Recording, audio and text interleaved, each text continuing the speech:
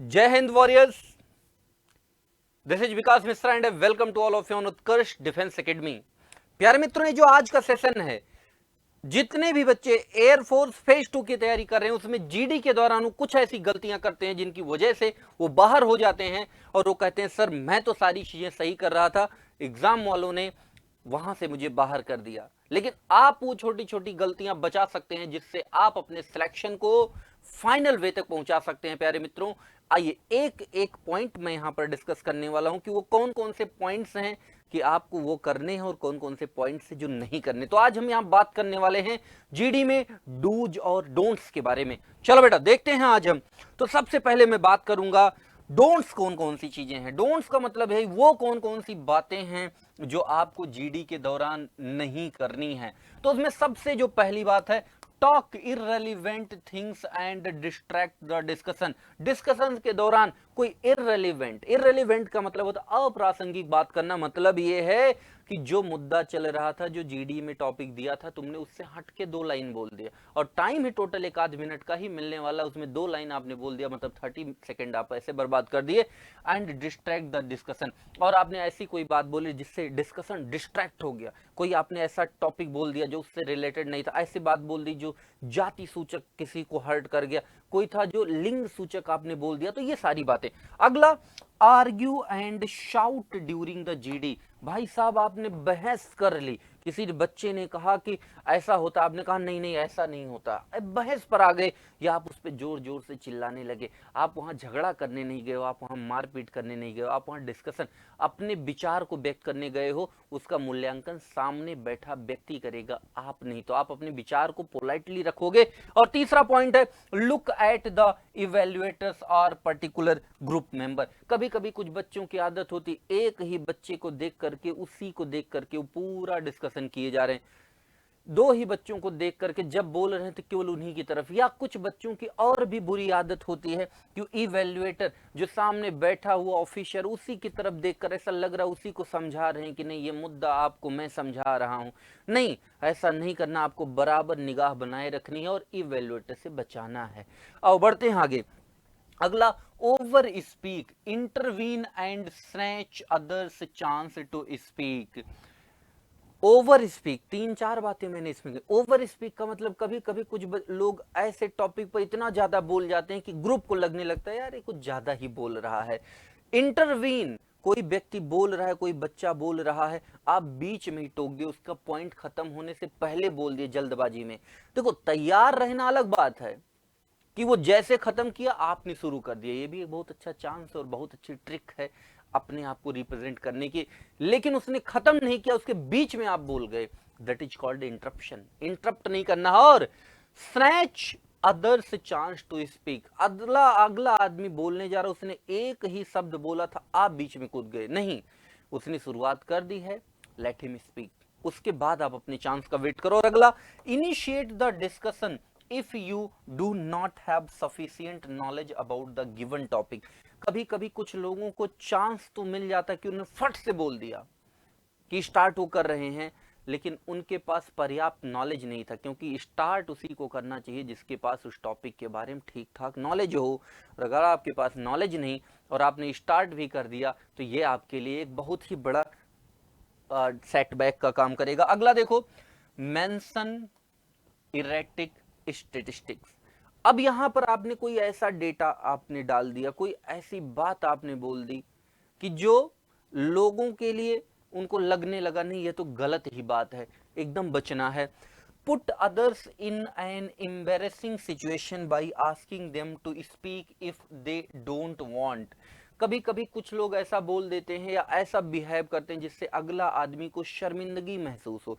ऐसा नहीं, आपको जब भी बोलना है बेटा तो ऐसे बोलना है कि आपको सभी का रेस्पेक्ट करना है, ये दिखाते हुए कि हम आपकी रेस्पेक्ट कर रहे हैं, आपके विचारों की रेस्पेक्ट कर रहे हैं, आपने जो बोला उसका हम रेस्पेक्ट कर रहे हैं, लेकिन मेरा विचार ये है। इस प्रकार से आपकी बातों को वहां पर रखना है।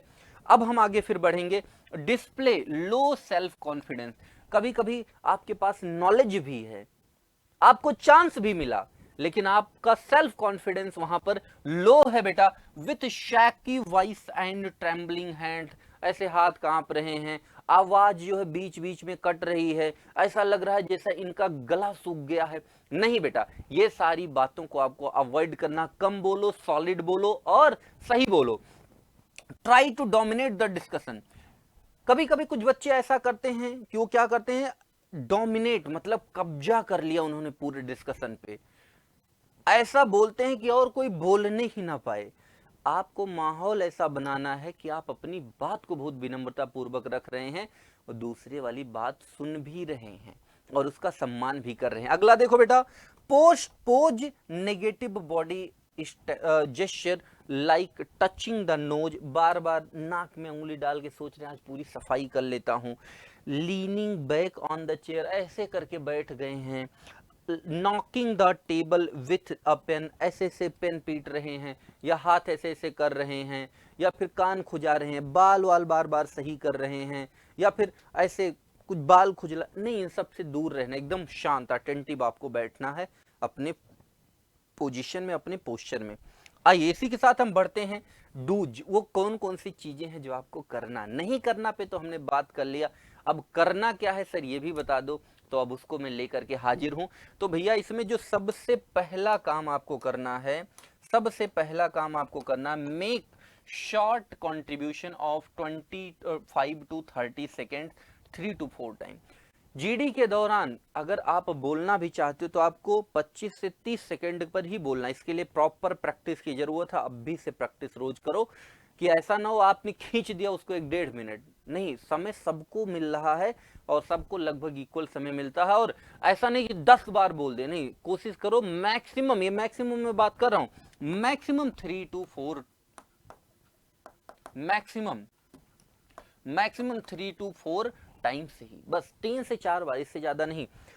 Put down your thoughts on a paper, कोशिश करो कि अपने थॉट्स को आप पेपर पे आज से ही, कोई टॉपिक जब भी आपको बोलना हो तो उसके बारे में क्या क्या बोलना उसको आप पेपर पे पहले से ही लिख लो।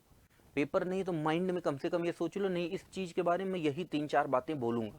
अगला, listen to others if you don't know the subject. और कभी कभी ऐसा होता है कि आपको सब्जेक्ट के बारे में, जैसे मैंने बोल दिया कि चलो किचन गार्डनिंग पे आपको कोई टॉपिक है, किचन गार्डनिंग जिसपे आपको बोलना, आपको पता ही नहीं किचन गार्डनिंग क्या है, सुनो लोगों से। हो सकता है कभी कभी टॉपिक का नाम आप भले नहीं जानते लेकिन उससे संबंधित बातें जानते हैं। सस्टेनेबल डेवलपमेंट, अब सस्टेनेबल डेवलपमेंट आपके सामने अगर टॉपिक आपको नहीं पता सस्टेनेबल डेवलपमेंट क्या है, आपको नहीं पता डिजिटल अरेस्ट क्या है, तो आपको सुनना है लोगों से और फिर आपको उसके बारे में बोलना है।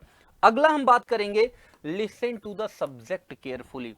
और सब्जेक्ट क्या है बेटा ये समझना बहुत जरूरी है।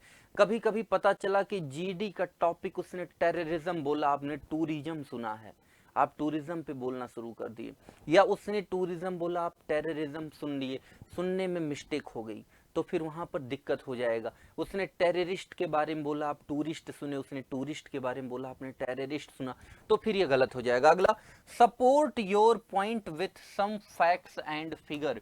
और जब भी बोलो तो कोशिश करो कि आप जो भी बातें वहां पर बोलने जा रहे हो, जो पॉइंट आप डिस्कस करने जा रहे हो, कुछ उसमें फैक्ट्स और फिगर्स के बारे में बात करो। जैसे जनसंख्या, पॉपुलेशन कंट्रोल अगर टॉपिक आ गया तो आप वहां पर जो भी रखो, डेटा रखो कि इंडिया की आबादी इतनी, या कोई ऐसा देश जिसकी आबादी बहुत कम है जिसकी वजह से वो विनाश की तरफ जा रहा है, डिक्लाइन हो रहा है उसका, उसके फिगर्स वगैरह ठीक रहें। ऐसा नहीं कि आपने कोई भी डेटा बोल दिया और सबको लग गया नहीं इसने तो गलत डेटा बोला। अगला, initiate the discussion if you know the subject well. और तभी शुरुआत करें जब सब्जेक्ट आपको वहां अच्छे से पता हो। अगला, disagree politely and agree with what is right.